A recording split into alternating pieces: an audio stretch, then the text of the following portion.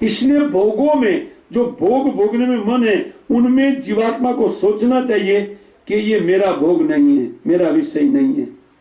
उनको टेस्ट करके क्यों देखे, उनका आस्वादन करके क्यों देखे, पहले से छोड़ दो, ये मेरा वृत्ति ही नहीं है। ये संसार माइक झूठा है, जीव को सुख देने के लिए नहीं, दुख देने के लिए बनाया गया। चस्का लग गया माने दुख लग गया। जैसे व्यसन, व्यसन का तो संस्कृत में दुख है। भाई अमुक को चाय का व्यसन है, चाय का दुख है, उनको नहीं मिलता। बाकी सुखपूर्वक जीते हैं, नहीं पीने वाले, तो पीने वाले दुखी हो जाते हैं। उसी प्रकार वस्तु का चस्का, वो शब्द स्पर्श रूप रस गंध, उसमें जो जो वस्तु में चस्का लगा है, किसी को स्पर्श का चस्का है, स्त्री शरीर का चस्का है पुरुष को, और स्त्री को पुरुष शरीर का चस्का है। ये चस्का है, इसमें है भी कुछ नहीं, चस्का मात्र है, माया मात्र है, एक ब्रह्म मात्र है। क्योंकि जिससे जीव को सुख नहीं मिलेगा, और सुखी किसको करना है, जड़ मन को नहीं, या जड़ इंद्रियों को सुखी करना है, वो तो जड़ है। वो जो अनुभव करता अंदर में है, थोड़ा अनुभव रखने वाला, वो चेतन जीव है, वो इनका अनुभव करता है, लेकिन ये उनका विषय ही नहीं है। वो उनके लिए दुख कारक है, कुछ काल सुख लगता है, लेकिन पुनः उससे वैराग्य उत्पन्न होता है, ये ठीक नहीं है, दुख लग गया उनका। लेकिन उसी के कारण होता क्या है, अनंत या हजारों लाखों प्रकार का शरीर निर्माण करना पड़ता है भगवान को। इसको कह रहे चक्रवर्ती ठाकुर, आइए इनको समझे। वो कहते हैं कि देखिए, को अपि गंध रूपा कस्में चित रोचित इति, कोई किसी की गंध में, कोई इसकी गंध में, कोई कस्तूरी की गंध में, जिनका जिनका रुचि है, भिन्न भिन्न अनेक विषय वो माया रचित करती है। गंध आदय असुर न तू मीथ, वो दोनों जीव और प्रकृति मिलकर के अपने विषय का सर्जन नहीं कर सकती है। वो पंच तन्मात्रा को उत्पन्न कौन करती है, माया। ये भोग है। कर्मेंद्रिया ज्ञानेन्द्रिया ये दिया किसने है, माया ने। कैसे, एक शरीर के द्वारा। ये शरीर संगात है पंचभूत का, 5 ज्ञानेन्द्रिय, 5 कर्मेंद्रिय, एक मन जिनमें बुद्धि अहंकार 4 वृत्ति रहता है, चित्त इत्यादि। चित्त से अन्वित हो गया है वो जैसे चेतना माने चित्त जो है, वो चेतना उधार लिया है जीव का। अच्छा, लेकिन ये लोग परस्पर मिल करके अपना सर्जन सुख नहीं, जिसमें शब्द स्पर्श रूप रस उत्पन्न नहीं कर सकते। वो उत्पन्न कौन करने वाले हैं, तो वो बोलते हैं एक क्षेत्रज्ञ परमात्मा इस संसार का सृष्टि करते हैं। तो वो परमात्मा एक समष्टिगत परमात्मा है, 3 परमात्मा का स्वरूप है। समष्टि का अर्थ होता है सारे विश्व का सर्जन करने वाले। कितने विश्व का सर्जन करते हैं, महाविष्णु, जिनके रोम कूपों से जस्येक स्वसित काल मतावलंब जीवंती लोम विंजा जगदंड नाथा। जगद अंड नाथ, ये एक अंड है, ये ब्रह्मांड, उनके नाथ है ब्रह्मा। उनका आयुष्य है 2 करोड़ 2 परार्ध साल, जिनका 12 घंटा 4 अरब 32 करोड़ साल का है सूर्य की गिनती के हिसाब से, उतना लंबा आयुष्य। लेकिन वो कहते हैं यस्य निश्चित काल, जो भगवान विष्णु के एक निश्वास काल है, द्विपरार्ध साल का सांस लेते भगवान, वो महाविष्णु।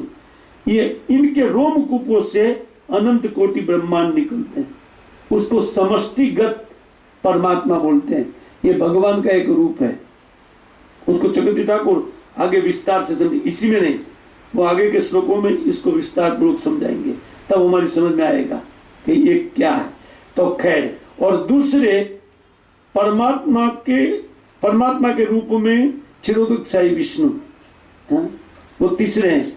और दूसरे नंबर पर होते हैं ब्रह्मांड के क्षीरोदकशाही में गर्भोदकशाही विष्णु, क्योंकि ब्रह्मांड के भीतर गर्भ जल है, उनमें शयन करके इन जीवों की सृष्टि करते हैं। जीवों की शरीर की सृष्टि करने वाला एक पुत्र उत्पन्न करते हैं ब्रह्मा, और ब्रह्मा वो नाल में सर्जन करते हैं। कमल दंडी के भीतर 14 लोक के भुवन, हम लोग सब अंदर फीट है। किधर? वो डंडी में, नाल में। ये जगत पूरा नाल में है। ऊपर से नीचे वो सारे जीवात्मा खचाखच भरे हैं। भोग करने वाले हम सब लोग ये खचाखच भरे हुए हैं। वो थोड़ा सा भी जगह नहीं, हिलने का भी जगह नहीं है।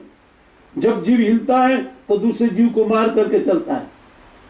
नहीं, हम लोग चलते पैर के नीचे कितनी चींटियां आती है, वो तो ठीक। हवा में कितने जीवाणु मरते हैं चलने के कारण। इतना बड़ा 80 किलो का शरीर रख करके चलता है, दूसरा बेचारा छोटा छोटा शरीर वाला जीव है, वो मरते रहते खटाखट। या सांस लेता है, हजारों अंदर जाते थे, खत्म। और बाहर फूंकता है सांस, तो ऐसे सेंसिटिव जीव है, उनके सांस जाने से मर जाएगा। लेकिन इनमें से आदमी का शरीर ये समझने के लिए पर्याप्त है, दूसरा कोई शरीर नहीं। ये जंतु नहीं समझ सकते।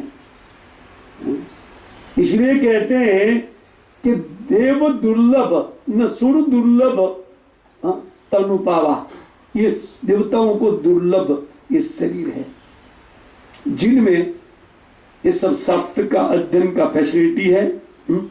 इसलिए व्यक्ति को चाहिए कि धैर्य पूर्वक अपने साथ जो कूटनीति माया ने किया है, उन कूटता को समझना चाहिए। कूटता का छल, ये मन बहुत बड़ा छलिया माया ने दे दिया है। ये मन की वृत्तियां है।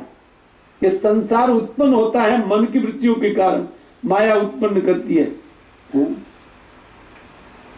और जीव रूप एक क्षेत्रज्ञ इसमें है, और परमात्मा रूप में उनके भोगों को याद दिलाने के लिए भगवान स्थित है। ईश्वर सर्वभूतानां हृदय से अर्जुन तिष्ठति ब्राह्म्यानि यंत्र आरूढ़ानि माया। कहते हैं भगवद गीता में श्लोक, कहते हैं कि अर्जुन, ये ईश्वर जो परमात्मा मेरा रूप है इस संसार में, वो प्रत्येक जीव के हृदय में रह करके उनको शरीर रूपी यंत्र के ऊपर बिठा करके भ्रमण करा रहा है, ऊपर से नीचे। ये जो लोक रचना हुई है उनको ऊपर से नीचे। आप सो जाइए कोई बात नहीं, लेकिन ये विषय तो है ही, उनको बोलना ही पड़ेगा मुझे। जो मन देगा वो व्यक्ति मन की कूटनीति को जान जाएगा, और वो अपने मन को कंट्रोल कर लेगा। जाने बगैर कैसे कंट्रोल होगा? ठीक कर रहा है जो भी कर रहा है। जैसे हम प्रवचन में सो जाता है, वो व्यक्ति सोच रहा है ठीक कर रहा है, सो जा, ठीक नहीं कर रहा है। वो हमेशा शत्रु का काम करते हैं। सत्संग में सुला देना शत्रुता। बोले अच्छा चीज, उनमें मन का बात तो ग्रहण करो ही मत, हमारा बात तो नहीं ग्रहण, क्योंकि वही मुख्य है। क्योंकि हम सोच रहे हैं इतना बड़ा अच्छा फैसिलिटी मिला है, इसकी चेतना को मैं यूज कर रहा हूं और मैं मजा मार रहा हूं, और ये सजा भुगत रहा है। ये बेचारा मेरे अंदर से भाग जाएगा। इसलिए ये बात तो समझो ही मत, सो जाओ। जो सो गया है, समझो मर गया। यस, क्यों? इसी के कारण, अज्ञान के कारण मृत्यु आता है। ये है ज्ञान। इसलिए ज्ञान हासिल करना चाहिए। है?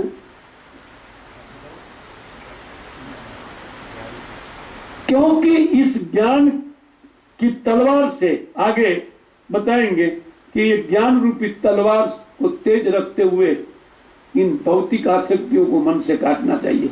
जब वो तेज नहीं होगा, ज्ञान असी, ज्ञान की तलवार कैसे काटेगी? मुट्ठी तलवार से कितना भी घिसो, जो है ही नहीं जहाँ पहना, वो घिसो क्या करेगा? वो काटेगा नहीं।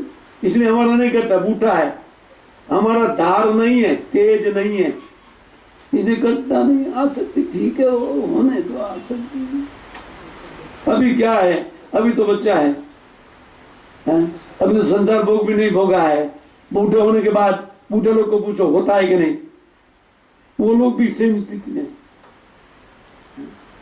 निग्लेक्ट करता है। मन या जीवात्मा उनकी उपेक्षा करते हैं, ये बात है। ये उपेक्षा मत कीजिए, इसको श्रवण कीजिए, धैर्य पूर्वक श्रवण कीजिए इनको। या कुछ लोग विचार करते हैं कि तो बार बार सुना हुआ विषय है। हाँ, सिद्धांत बलिया चित्ते न कर आलस, ये आयते लागे कृष्ण सुदृढ़ मानस। कहते सिद्धांत को समझने में व्यक्ति को आलस्य नहीं बरतना चाहिए, क्योंकि इन सिद्धांत जितनी दृढ़ता से ग्रहण करेंगे कृष्ण में मन जाएगा, क्योंकि मन तो इसमें है। और उसी मन को हम लोग समझ रहे हैं, उनके व्यापार को समझ रहे हैं। ये दुनिया में ये मन का व्यापार है, मन का अपनी मनोमय सृष्टि माया है, तथ्य जगत नहीं है जीव के लिए, क्योंकि वास्तविक वस्तु जीव है और वो तथ्य अथवा सत्य वस्तु है। उनके लिए मृषा जगत मिथ्या है, ये मृषा भोग उनके लिए भोग नहीं है, रोग है। ये रोगमय अवस्था हमारे लिए है, क्योंकि जी करके मरना और मर मर करके जीना पड़ेगा। जितनी बार इसमें आसक्ति होगी उतनी बार मरना पड़ेगा। और वो हजारों प्रकार का विषय और पांच पांच ज्ञान इंद्रिय, एक इंद्रिय में आसक्त होकर के जीव मारे जाते हैं।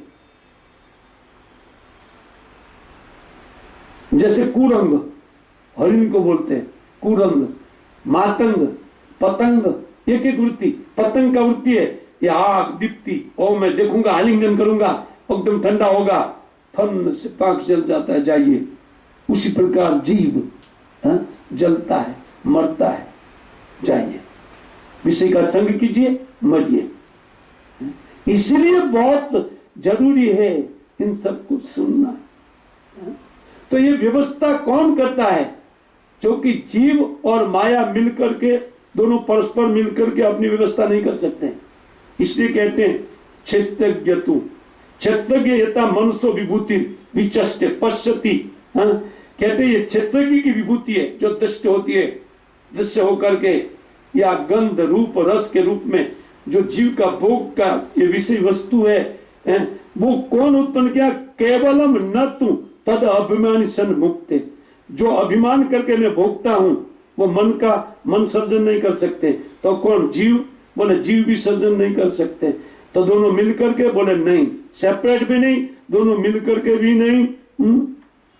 अतएव शुद्ध संसार मुक्त अशुद्ध अशुद्ध संसारी इति अर्थ नहीं कहते हैं। मिथ अशुद्ध ना आती, वो परस्पर मिलकर के भी उनका सर्जन नहीं, स्वतः अशु। बोले एक एक सेपरेट नहीं, किंतु क्षेत्रज्ञ परमेश्वरात, एक दूसरे क्षेत्रज्ञ जो जीव भोग करना चाहता है, तो वो उनको देख करके उनके लिए सर्जन करते हैं। आप ये सोच करके भी भजन करना चाहिए हमको कि हमारे भोग की व्यवस्था कृष्ण करते हैं। नहीं तो क्या भोग करना है ये भी हम लोग नहीं जानते हैं। सो जाने के बाद कौन जानता है कि मैं कौन हूं? जात को नहीं जानता है, भोग कैसे करेगा? वो उठने के बाद भगवान पहले याद देते, बेटा तुम अमुक व्यक्ति। बोले हाँ अमुक व्यक्ति हूं, तब जाके वो अमुक फेवरेट आइटम है तेरा, तो नाश्ते में लाओ फेवरेट, तो खोजता है। तो भगवान बुद्धि देते हैं, वो स्मृति जो हम भोगों को भूल करके सो जाते हैं, वो स्मरण भोगों का भगवान कराते। तो भोगवाते हैं भगवान, क्यों? क्योंकि उनका अंश है और उन्होंने ये गलत भगवान से अलग ईश्वरता का भाव किया है। भगवान बोलते ठीक है तुम स्वतंत्र हो, चाहे मेरी सेवकाई करो चाहे ईश्वर बनो, दो में से एक काम कर सकते हो, या माया की सेवा करो अथवा मेरी, दूसरे शब्द में। तो हम लोग माया की सेवा में फिट है और माया लात मार करके फुटबॉल की तरह एक जगह से दूसरी जगह, जाओ बेटा सुअर बनो, जाओ बेटा चींटी बनो, जाओ बेटा गधा बनो, जाओ बेटा कौवा बनो। यही हम लोग बनते हैं, दूसरा कोई नहीं। ये कौवे वाली सृष्टि हमारी है, ये हमारा मन कौवे जैसा होता है तब कौवे का शरीर। हमारे मन गधे जैसा होता है, गधे का स्वरूप। हमारा मन की वृत्ति पशु जैसी होगी, पशु का शरीर। पंखी जैसी होगी, पंखी का शरीर। 84 लाख प्रकार का योनि है। उन 84 लाख प्रकार में ये जीव केवल मन को अपना मित्र मानने के कारण संसार है। इसी को चक्रवर्ती ठाकुर ये कहते हैं कि देखिए ये सब कुछ बनाने वाले कौन है, ना इसकी रचना करने वाले भगवान है, एक परमात्मा। कहते परमेश्वर तस्य चा अनंत शक्ति तद अनंत असुर। ये अनंत शक्ति वाले का काम है, जीव का काम नहीं। जीव की अनंत शक्ति नहीं है, ईश्वर का अनंत शक्ति है। इसलिए अनंत भेद वाली माया को, अपनी माया को जीव के भोग के लिए वो प्रकटित करते हैं स्वप्न रूप। हवाई किल्ला जैसे आकाश कुसुम, आकाश में फूल होता है लेकिन आकाश कुसुम की बात ही कभी कभी ये दृश्य होता है और कभी भी अदृश्य होता है। इसको अगले श्लोक में कल देखेंगे। हरे कृष्ण। कोई प्रश्न आप लोग के पास है?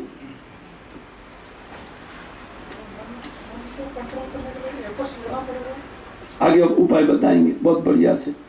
इतना बढ़िया उपाय कभी नहीं सुना होगा किसी ने। इतना बढ़िया उपाय है मन को कंट्रोल करने का, एकदम सरल। और कोई प्रश्न? वो आगे आएगा, वो आगे का प्रश्न किया है इसलिए मैं आगे 3 से 4 5वें श्लोक में सब कुछ।